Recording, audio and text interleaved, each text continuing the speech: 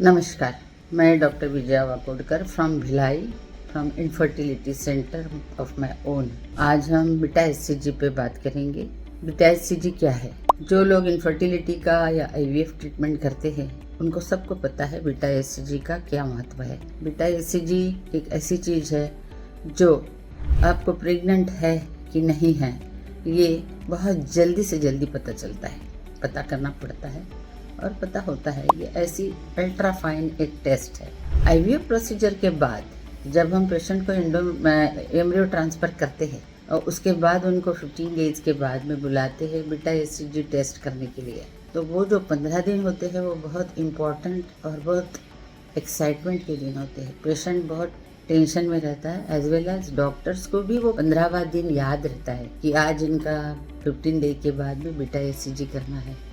Beta HCG अगर positive आया तो हम सारे डॉक्टर्स प्लस पेशेंट, उनके रिश्तेदार सब खुश हो जाते हैं, क्योंकि बीटा एचसीजी अगर एक बार पॉजिटिव आया तो पता चल जाता है कि हाँ ये हमारा पॉजिटिव आ गया है। परंतु वही काम नहीं चलता। आपको एकदम पॉजिटिव बीटा एचसीजी आने से एक्साइट और बहुत ज़्यादा आशावान नहीं होना चाहिए, क्योंकि उसमें भी कुछ और भी चीज़ें होती है जिसको आपको ध्यान में रखना चाहिए। जब आपका बीटा एचसीजी पॉजिटिव आता है तो उसकी वैल्यूज होती है, उसके चार्ट होते हैं, कितने वीक्स में कितना मेजरमेंट आना चाहिए, कितनी वैल्यू आना चाहिए बीटा एचसीजी की। मेरा ऐसा एक्सपीरियंस है, अगर आपका 100 और 150 यूनिट्स के अबव आता है तो उस प्रेगनेंसी को मैं अच्छा मानती हूँ। और उसको आगे भी हम एवरी 48 आवर्स चेक करते रहते हैं कि वो डबलिंग होना चाहिए। आज अगर वो 150 है तो 48 आवर्स के बाद वो 300 होना चाहिए। ये अच्छी प्रेगनेंसी का साइन है। मीन्स आपका प्रेगनेंसी हेल्दी है, अच्छे से इम्प्लांट हो रहा है और ये बीटा एचसीजी का हार्मोन्स एम्ब्रियो के आउटर कवरिंग से रिलीज होता है। तो जब वो अगर अच्छे से इम्प्लांट होगा माँ के गर्भ में तो उसके secretion day by day doubling होते हैं। पर जिनका वैल्यू 10 से 100 या 150 तक रहता है उनको थोड़ा सा वॉचफुल रहना चाहिए, क्योंकि कभी कभी ये प्रेगनेंसी हेल्दी नहीं रहती है या डिलेड इम्प्लांट होती है तो इनिशियल वैल्यू आपकी कम आती है। इसको हम लोग एवरी 48 आवर्स चेक करते हैं। अगर वो वैल्यू बढ़ती है तो हम लोग सारे लोग ये मानते हैं कि हाँ ये प्रेगनेंसी अच्छे से जाएगी। और तीसरी बात ये है कि अगर ये प्रेगनेंसी वैल्यू अच्छे से ऐसे बढ़ते जाती है तो यूएसजी कंफर्मेशन कब करने का है। हाँ, अभी अगर आपका बीटा एचसीजी वैल्यू अच्छे से बढ़ गया 1000, 1500 फिर 3000 ऐसा आया तो एम्ब्रियो ट्रांसफर के 5 हफ्ते के बाद हम सोनोग्राफी करने के लिए बोलते हैं, अल्ट्रासाउंड, ताकि हमको पता चले। सोनोग्राफी करने से वो अंदर से करेंगे, एंडोवाजाइनल करेंगे, उसी में जल्दी से पता चलता है और it is very gently they do it. Gentle procedure है, उसमें कुछ घबराने की बात नहीं है।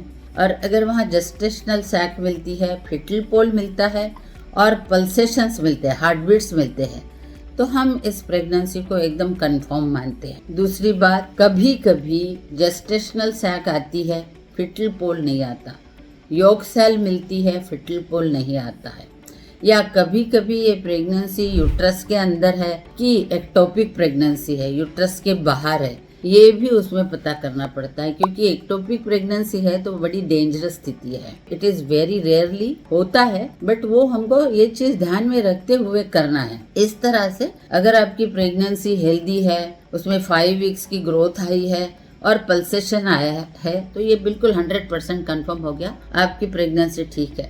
आपको उस दौरान डॉक्टर ने दिए हुए सारे मेडिसिन, प्रोजेस्टेरॉन का सप्लीमेंट, हम लोग इकोस्पिरिन टैबलेट देते हैं ताकि यूट्रस में ब्लड सप्लाई अच्छा से बढ़े, उसके कारण प्लासेंटा फॉर्मेशन में और प्रेगनेंसी को आगे बढ़ने में हेल्प होती है। कुछ विटामिन सप्लीमेंट देते हैं और थोड़ा बहुत रेस्ट करने के लिए बोलते हैं। ये सब चीज़ आपको जैसे डॉक्टर ने बोला उसमें कुछ भी लापरवाही नहीं करना चाहिए और डिसिप्लिन से ये मेडिसिन खाना चाहिए।